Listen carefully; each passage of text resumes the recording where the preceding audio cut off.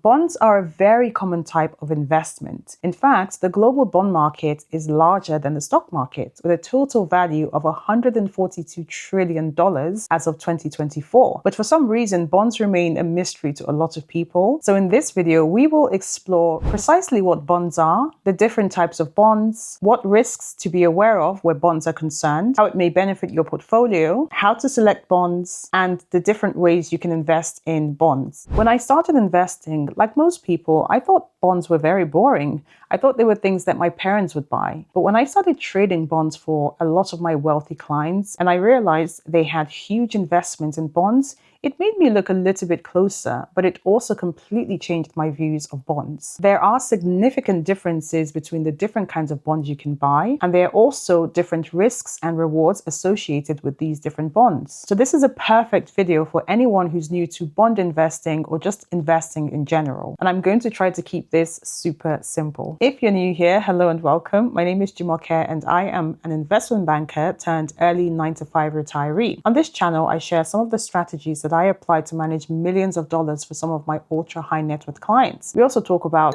personal finance, financial freedom, as well as self-improvement.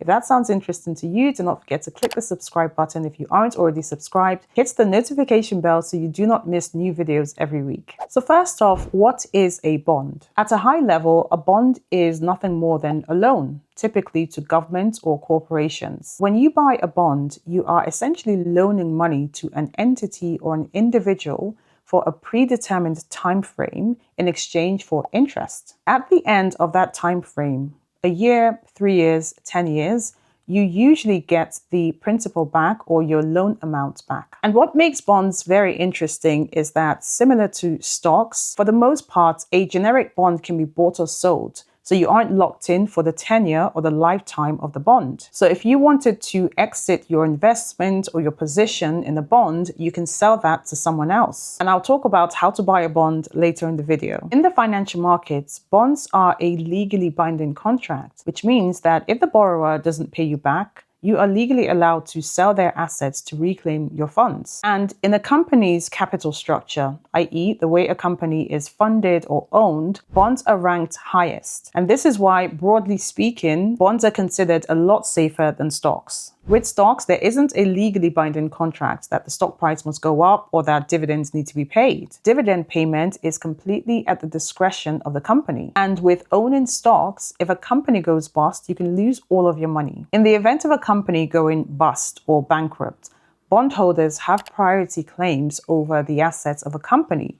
What that means is that when a company goes into bankruptcy, the assets of the company are sold and then bondholders are repaid first, and whatever is left over would be allocated to equity or shareholders, which could be very little to nothing. And so equity or shareholders could end up losing all of their money. On the other hand, however, if a company becomes extremely successful and experiences exponential growth, stockholders get to enjoy all of that lovely, juicy upside. Just ask an early investor in Nvidia. However, bondholders are only promised their principal and the interest payments. They don't get to experience any of the upside or any of the increase in stock price that shareholders do. And this is why, on average, stocks are considered riskier than bonds, but they do come with a lot more upside potential. And although the prices of bonds can fluctuate during their lifetime, it's more stable and a lot less volatile than the swings or the gyration that you tend to see with stock prices. And that's also why, if you are looking for a growth in your capital over time, you most likely would allocate more to stocks than bonds. Take Microsoft, for example. Microsoft is a company that issues shares as well as bonds. So you can invest in shares, bonds, or if you loved the company so much, you can invest in both. But when you buy their bonds, you become a lender to the company. So here's a personal example using yourself.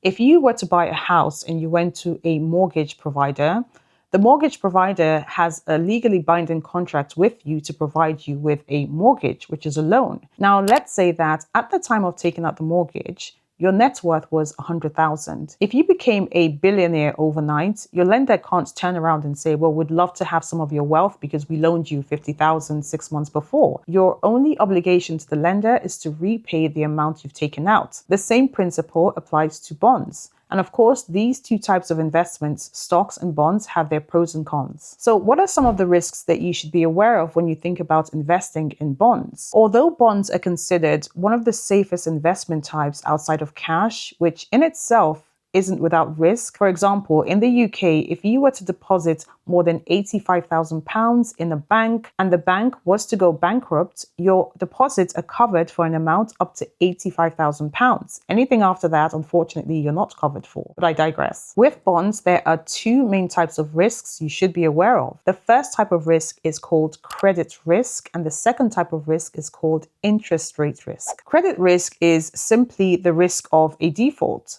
the risk that the borrower won't pay you back. The risk that the borrower will either miss interest payments or they won't pay you some or all of your capital back at the end of the bond's life. It is well documented in financial literature and widely believed that the US government's bonds and treasuries have zero credit risk. And that is for two main reasons. Number one, the US government has never defaulted on its debt, and if it got into a pickle, it can just print more money, which in itself is not without consequence. And secondly, the US Treasury market is the most liquid bond market in the world, with billions of dollars traded every week. And so this liquidity allows investors to exit their positions fairly quickly without drastic price changes. But sadly, this is not the case for a lot of governments and corporates that issue bonds that do have credit risk embedded in them. The second kind of risk is called interest rate risk. And this is the risk that the value of your bonds will go down as interest rates go up. So there is an inverse relationship between interest rates and bond prices. It's like a seesaw. When one goes up, the other one goes down and vice versa. So let's use a simple example to try to understand this better. So let's say that you buy a bond today for $1,000 and this bond has an interest rate, or a coupon rate as it's sometimes called, of 3%. That's $30 each year in interest. And let's say that a few months later, similar kinds of bonds are listed for $1,000, but this time they come with a 5% interest rate. So that becomes $50 a year in interest. So would you want $30 a year in interest when you can get $50 a year? Probably not. If you tried to sell your bond, which has a 3% interest rate, to someone else, you most likely would have to sell that bond for less than $1,000 in order to attract a buyer. And this is because you would want the effective yield. We'll come on to what a yield's all about later in the video. You would want the effective yield of the bonds to be equal to 5%. So to an investor, there isn't much of a difference between buying a $1,000 bond that's listed at 5% interest rate and a $975 bond listed at 3%, because again, you get that discount, so it works out to be the same in the end. I've just used those figures as examples to drive the point home. And that is interest rate risk. The risk that when interest rates rise and new bonds are issued at the higher price, you would have to sell your bond for less than you paid for it to attract a buyer. There's a little bit of maths that goes behind this, but in light of keeping it simple, this is just a general concept that we need to know. So there are two main categories of bonds: government bonds and corporate bonds. Government bonds are issued by governments on the federal, state, or even city level. So example, the US Treasuries or bonds, which is issued by the US government, and UK gilts, which are issued by the UK government. Corporate bonds, on the other hand, are issued by corporations like Apple, Microsoft, Google, Morgan Stanley, Barclays. The list goes on. There are thousands and thousands of corporate bond issues globally. Since corporations are generally more susceptible to going bankrupt than governments are, their yields tend to be higher than those of government bonds. Now, there are several ways that you can invest in bonds. Similar to stocks, you can buy single bonds or individual bonds, or you can invest through bond funds, mutual funds, or ETFs, exchange traded funds. If you are new to mutual funds and index funds and you want to understand a little bit more about these investment types, I will link a detailed video here that you can watch after this one. And when you buy a bond, there are certain characteristics of the bonds that you will want to be aware of. Things like the life of the bond or the maturity of the bond, the liquidity of the bond, i.e. how easy it is to buy and sell the bond in the markets. You also want to know how often it pays interest or coupons. Is that annually or perhaps semi-annually? However, beyond these characteristics, there are also two main things that you want to look out for. The number one factor to consider when buying a bond is the credit worthiness of the borrower. The higher the credit worthiness of the borrower, the less likely they are to default, and the more likely you are to get your interest payments on time and to get your capital at the end of the bond's life. Again, this is very similar to you going to a lender for a mortgage and the lender checks your credit history or your credit ratings to ensure that they are comfortable loaning that money to you. The same principle applies to bonds. And this is why it is very important to do your research when you are investing and to understand the basic or general concepts around bond investing. And you may be wondering, well, where do I get the information about the borrower's credit worthiness? Well, all of that information and all of the work has been done for you. You can find this information by checking out the borrower's credit rating, which is similar to a credit score for you as an individual. These credit ratings are assigned to each borrower by independent third-party agencies such as Moody's, Standard & Poor's, and Fitch, as well as others. And they essentially evaluate the borrower's financial health to ensure that investors get timely interest payments and guaranteed repayment. Bonds that are rated AAA are pretty much as good as it gets. These are the safest, most credit-worthy bonds. And this rating is only assigned to entities with exceptional capacity for payment of financial commitments. And as you move down the ratings spectrum, bonds become riskier and riskier, and the chance of a default increases. So bonds that are rated C's or D's are on their way to default or maybe already in default. And anything rated BBB and above are considered investment grade bonds, or the safest kind of bonds you can get. Anything below BBB is considered sub-investment grade or junk bonds. They are actually called junk bonds. I'm not being facetious. The second thing to consider when looking at bonds is yields. The yield of a bond is the return that you can expect to make from holding the bond. Very crucial to investors because it helps them compare different types of bonds versus other investments. There are two main types of yields that investors tend to consider. They both measure returns on the investment, but they are calculated differently and they tend to represent different returns. The first one is called the current yield, and it's calculated simply as the interest rate of the bond divided by its current price. The second, and I think more important yield that most investors would be looking at is the yield to maturity, the YTM. And this focuses on the total return of the bond if held to maturity, i.e. the end of the bond's life. And this measure is different to the current yield because it takes into consideration the price at which you bought the bond versus the redemption price or the par value of the bond, and also the interest payments you receive. So if you recall earlier in the video when we talked about the interest rate risk of a bond, we talked about the discount that you would have to offer as a seller of a bond when interest rates go up. It's a similar concept here where you'd have to take into consideration that margin or that discount or maybe even the premium depending on the level you buy the bond, plus the coupon or the interest rate of the bond. So the yield to maturity takes into consideration these two figures to give you a total return on holding the bonds to maturity. The yield to maturity information will most likely be available on the bond's term sheet or perhaps your broker's website before you buy, so you don't have to worry about working this out for yourself. All you need to remember is that there is an inverse relationship between the yield to maturity of a bond and its price. When the price of a bond is lower than its redemption value or its par value, the yield will be higher. Again, because it's capturing that discount in the bond price versus its redemption value, and it's also capturing the interest rate on the bond. On the flip side, when the price of the bond is higher than its par value or its redemption value, the lower the yield to maturity. It's an inverse relationship. That's all you need to remember. And different bonds will have different yields to maturity. And you may be thinking, well, great, I'll just choose the bond that has the highest yield to maturity.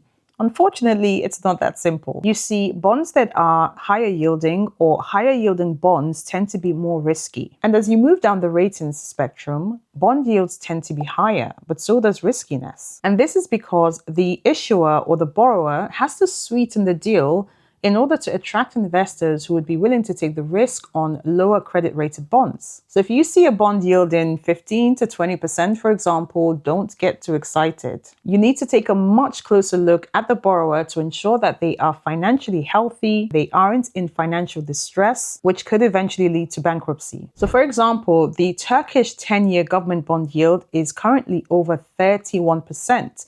And although Turkey has not defaulted on its bond, it's been facing economic challenges for years now. And the 10-year Turkish bond is currently rated BB- by Standard & Poor's, which puts it in the junk bond category. And so as you move down the credit rating spectrum, you need to be very careful with balancing good yields and safety. Interestingly enough, there was a time that the US 10-year bond yields were up to 16%. Just take a look at this graph. You can see the yield evolution of the US 10-year bonds. And like I mentioned, in the 1980s, you could get up to 16%. That seems wild by today's standards. Anyway, to summarize, there is also an inverse relationship between yields and creditworthiness. The higher the creditworthiness, the lower the yield, and vice versa. So let's move on to how you can buy a bond if you decide to include it in your investments. The first thing you would need is a trading account or a brokerage account, similar to one that you would need in order to buy a stock. Now, there are several good options out there, including Vanguard, Fidelity, Schwab, Interactive Brokers, and others. And you can either buy individual bonds or bond funds. A bond fund is where hundreds or even thousands of bonds are packaged into one convenient investment. So when you buy a bond fund, you get access to a panoply of bonds with one single purchase. You also get the benefit of safety in numbers through diversification. And this is because your investment will be spread across different borrowers. It's also a very convenient way to get invested in bonds because you don't have to do the research on individual bond positions. And fourthly, you can start investing with as little as $1. Whereas with individual bonds, they sometimes have a minimum investment amount of $100 or $1,000. Take BND, for example, which is the Vanguard Total Bond Market ETF. It has a total of 11,380 bonds within the fund. So if one of these bonds was to go bust, it really wouldn't affect the value of the fund or even your investments to a large extent. So if you wanted to start small, get your feet wet, cut out the hassle of having to research individual bond positions whilst paying commission and fees for each single trade, you might want to look at investing through a bond fund. Here are a few examples of bond funds to get you started on your research. So we've covered quite a bit on this video, but I wanted to do a very quick recap. So a bond is a loan that you give to a borrower for a predetermined time frame in return for interests. And the lifetime of a bond ranges. This could be 1 year, 3 years, 10 years, or even 100 years. Bonds are generally considered to be safer than stocks, and their prices tend to fluctuate a lot less than those of stocks. Because as long as the borrower does not go bust or go into default, you get your interest payments as well as your capital back at the end of the bond's life. Also, in the capital structure of a company, bonds are rated higher than shares. And in the event of a default, bondholders are given priority payments, so they're paid off first, and anything left over is allocated to shareholders, which could be nothing at all. There are two main categories of bonds: government bonds, which could be on the federal, state, or city level, and corporate bonds, which are issued by corporations. So one of them is loaning money to the government, whilst the other one is loaning money to companies. Companies are more susceptible to bankruptcy than governments. And so the returns or the interest rates on their bonds tend to be higher than those of government bonds. We talked about two main things to look out for when considering bonds. The first one being the credit worthiness of the borrower, and the second one being the yield on the bond. The credit worthiness of the borrower is indicated by their credit rating, which ranges from AAA all the way down to a D, which is default. So the higher the credit rating, the better the quality or the credit worthiness of the borrower. We also talked about the yield on a bond being the return that you can expect to make on holding the bond. Two types of measures: the current yield, which is the annual income of the bond divided by its current price, versus the yield to maturity, which is the total return on the bond, i.e., it considers the interest payments as well as the price you pay versus the redemption or the par value of a bond. And to buy a bond, you have different options. You can buy individual bonds, or you can buy through bond funds, which is a collection of hundreds or even thousands of bonds in one convenient investment package. So we've covered quite a bit in this video, and there is certainly more that we can look at where bonds are concerned. But this gives you a high-level understanding of what you need to know when looking at bonds and to start your research with the view of potentially adding bonds to your investments. I hope this has been helpful. If it has, do not forget to give this video a thumbs up. Also, if you have any questions, please leave them in the comment section. I do try to respond to all comments, although it's not always possible. And if you have different ways you approach bond investing, I would love to hear it. Please leave it in the comment section below. Until next time, look after yourselves. Bye for now.